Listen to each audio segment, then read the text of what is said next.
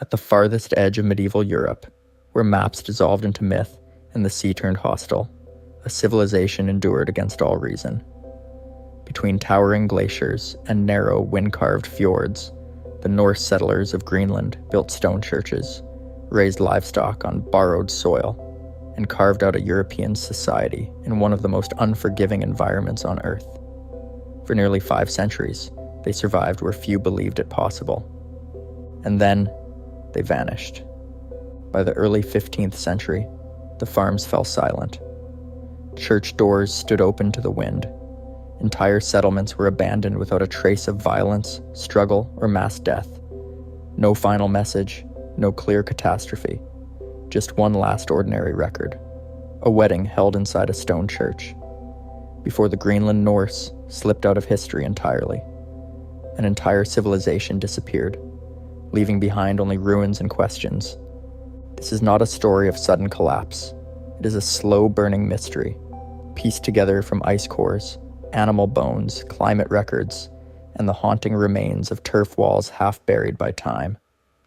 To understand how the Norse of Greenland disappeared, we must begin at the moment they arrived, when ambition, exile, and opportunity collided at the edge of the known world.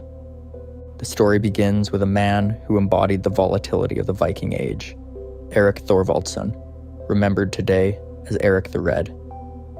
His life was shaped by exile. Born in Norway, Erik followed his father into banishment after a killing forced their family to flee west to Iceland. But exile did not soften him. Around the year 982, Erik himself was declared an outlaw after violent disputes with his neighbors. This time, the punishment was total removal, 3 years beyond the law, cast out into the unknown. Rather than face oblivion, Erik turned west. For generations, sailors had whispered about land beyond the horizon, rugged, icebound, and dangerous.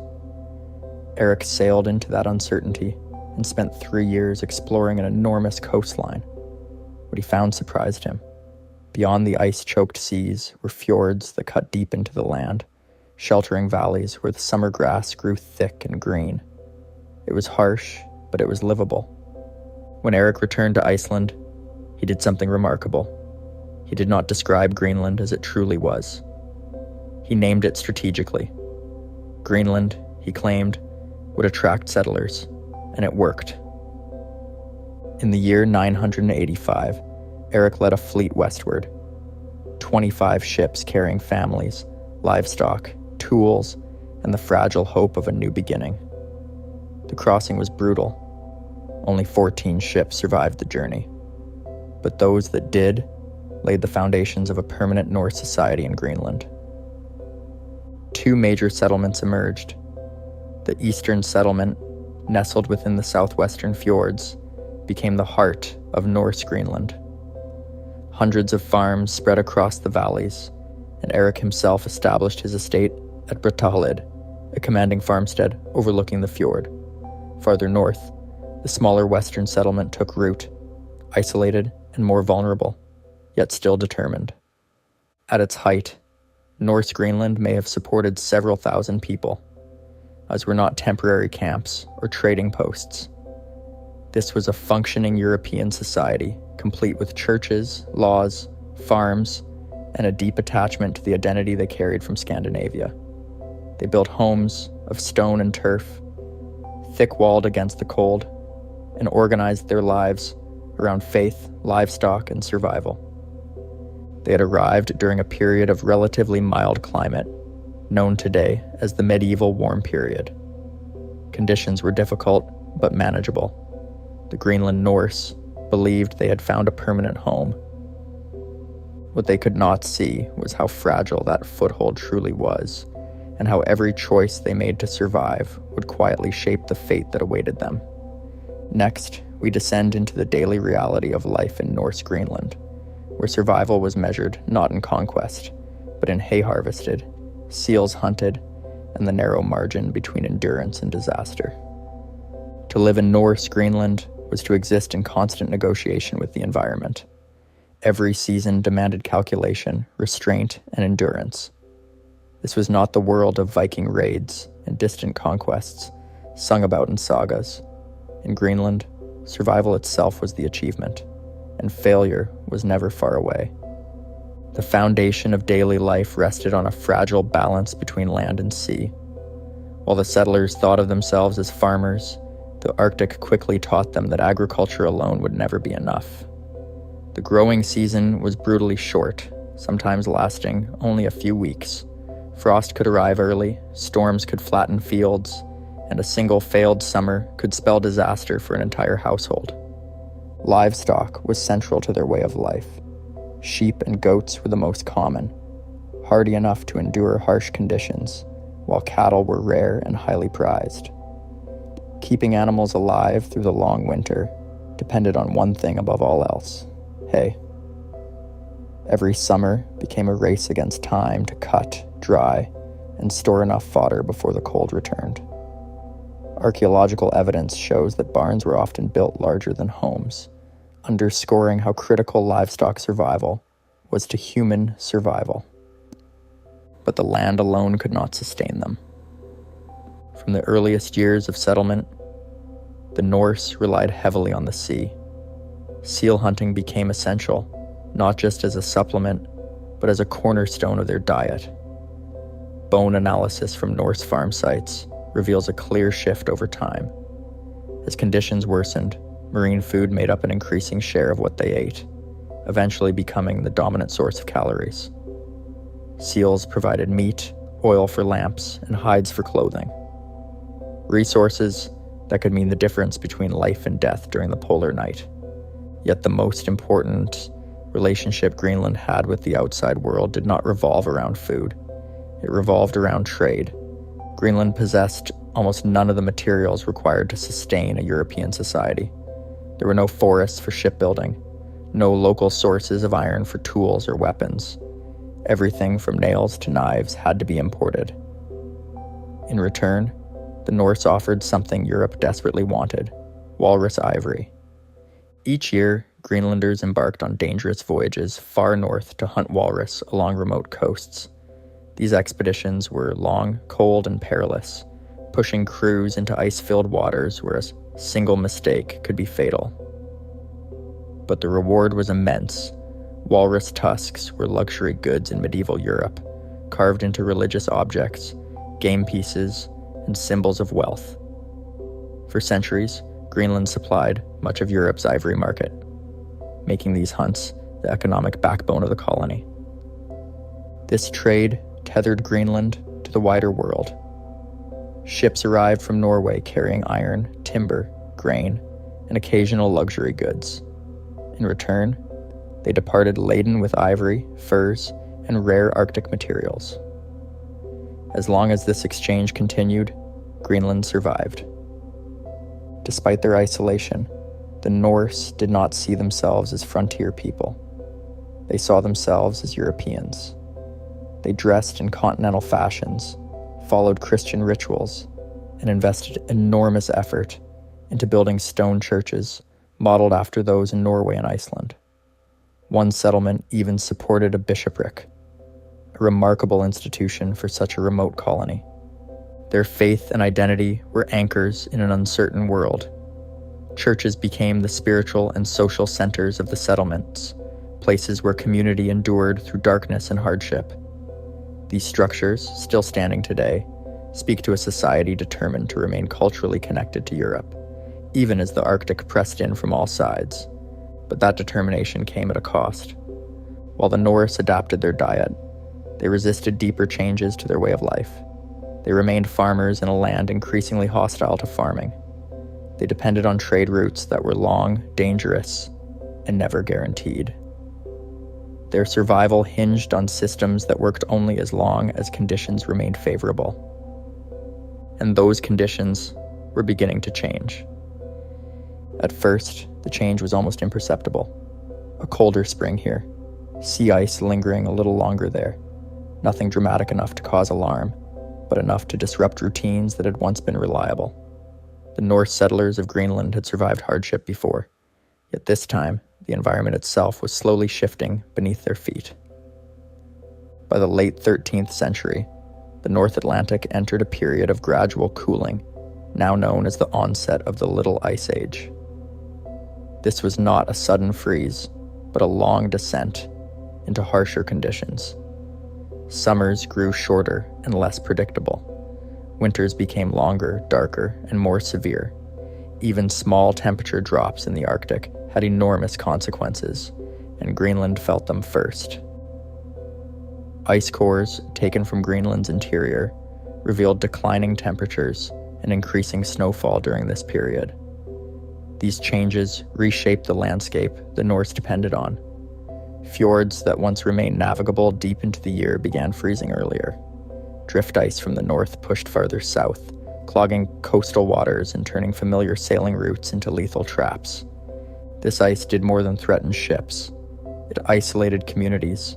Travel between settlements became increasingly difficult. Overland routes were buried under deeper snow for longer periods, while sea travel grew dangerous, even during months once considered safe. Communication slowed. Cooperation between distant farms weakened. In a world where survival depended on shared labor and mutual aid, isolation was a silent killer. The cold also struck at the heart of food production. Grass growth weakened as summers shortened, reducing the already fragile hay harvest. Animals entered winter thinner and weaker, making them less likely to survive until spring. Archaeological evidence shows that in later years, Norse farmers slaughtered livestock earlier in the season, a desperate measure to avoid feeding animals they could no longer sustain. Storms intensified as well. North Atlantic weather grew more volatile, with stronger winds and unpredictable patterns. Coastal erosion increased, damaging pastures and collapsing sections of farmland into the sea. Saltwater intrusion poisoned soil that had taken generations to cultivate, rendering once productive land useless. Yet perhaps the most dangerous effect of the cooling climate was psychological. The Norse worldview was built on continuity, on the belief that seasons followed a pattern, that effort was rewarded, that tomorrow would resemble yesterday. As conditions worsened year after year, that certainty eroded. Familiar knowledge no longer guaranteed survival. Skills passed down through generations began to fail, not because they were wrong, but because the world they were designed for no longer existed. Still, the settlers did not abandon Greenland. They endured colder winters, riskier journeys, and shrinking margins. They adapted where they could, enduring rather than transforming.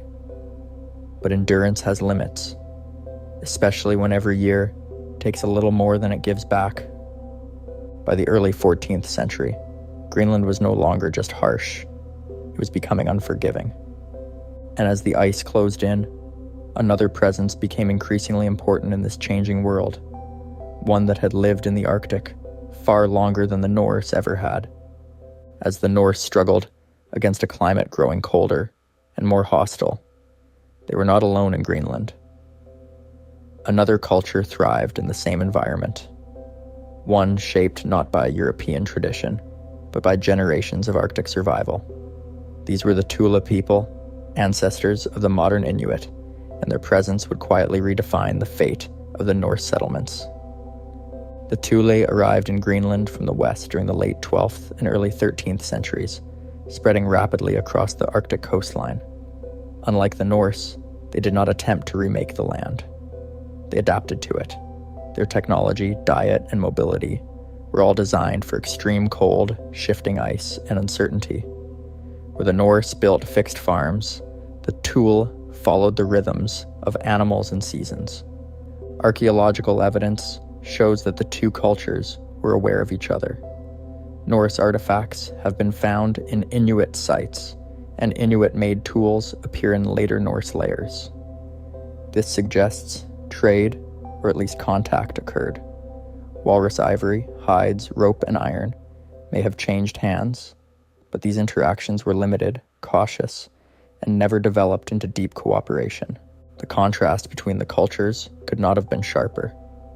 The Thule relied heavily on marine mammals, especially seals and whales, which remained abundant even as climate conditions worsened.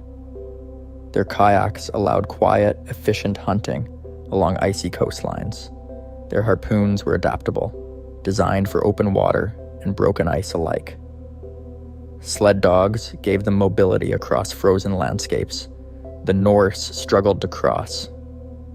The Norse, by comparison, continued to prioritize European-style livestock farming. While they hunted seals, they never fully shifted their economy toward the sea in the way the Inuit had mastered. Norse tools show limited adoption of Inuit technology, despite its clear effectiveness. Cultural identity, tradition, and worldview acted as invisible barriers to adaptation. There is also evidence of tension. Some Inuit oral traditions describe encounters with tall, pale strangers, sometimes peaceful, sometimes violent. Norse records are silent on these interactions, but the absence itself is telling. If conflict occurred, it was likely small-scale and localized. Yet even minor clashes over hunting grounds or resources could have serious consequences in a land already stretched thin. More importantly, the Norse failed to learn what the Inuit already knew. Survival in Greenland required flexibility above all else. As sea ice expanded and terrestrial farming declined, Inuit lifeways became more effective, not less. They shifted camps, changed hunting strategies, and followed migrating animals. The Norse, bound to farms, churches, and inherited land, remained largely immobile. Their society was anchored to place in a world that no longer allowed stability. By the early 14th century, Greenland was no longer just a test of endurance. It was a contest of adaptation. Two cultures faced the same Arctic reality. One bent with it, the other resisted. And as pressure mounted from the land itself, another force, far away yet deeply connected, was beginning to unravel the Norse world from across the sea. As we move on, we'll uncover how isolation from Europe may have sealed Greenland's fate long before the last settlement fell silent. For centuries, the Norse settlements in Greenland survived not just on what the land provided, but on what the outside world demanded. Their lifeline to Europe was trade, fragile, infrequent, and utterly essential. When that lifeline began to fail, the collapse of Norse Greenland was no longer a possibility. It became inevitable. Greenland's primary export was walrus ivory.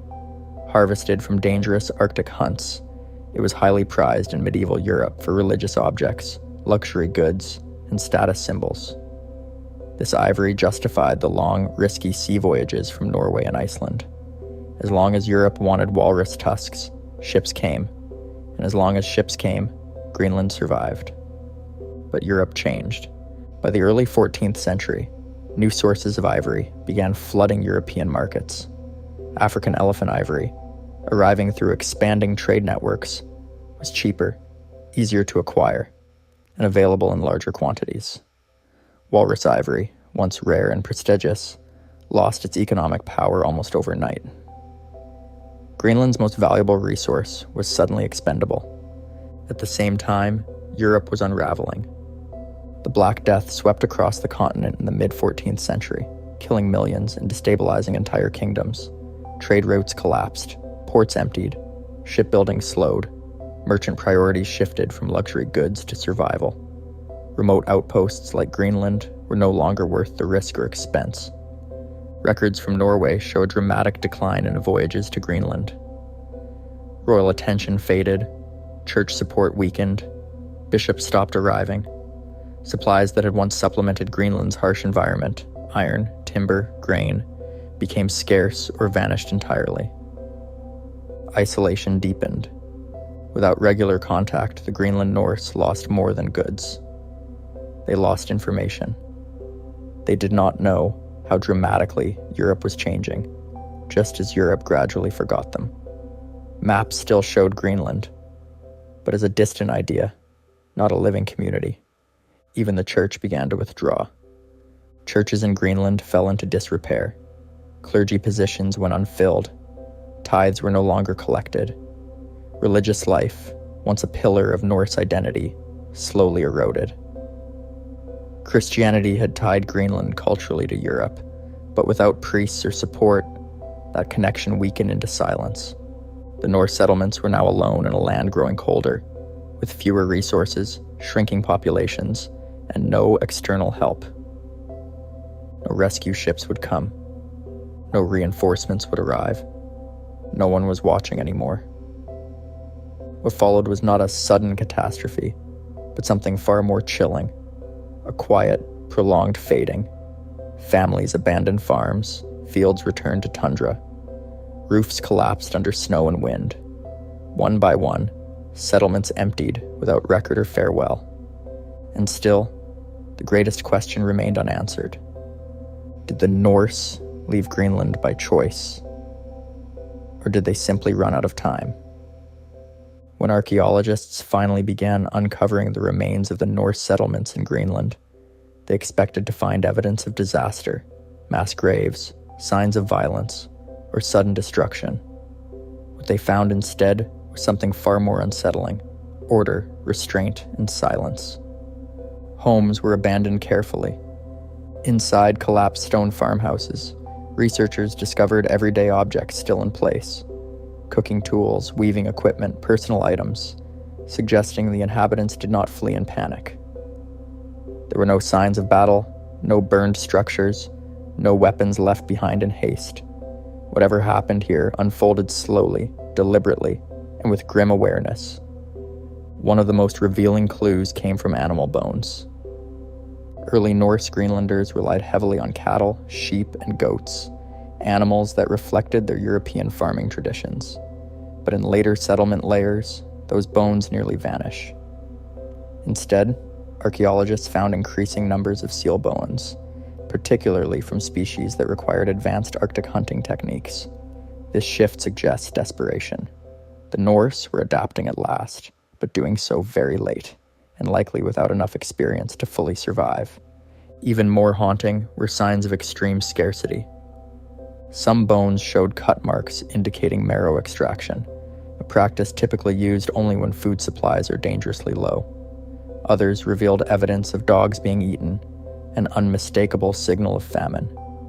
Yet still, there was no chaos, no mass death, just endurance stretched to its breaking point.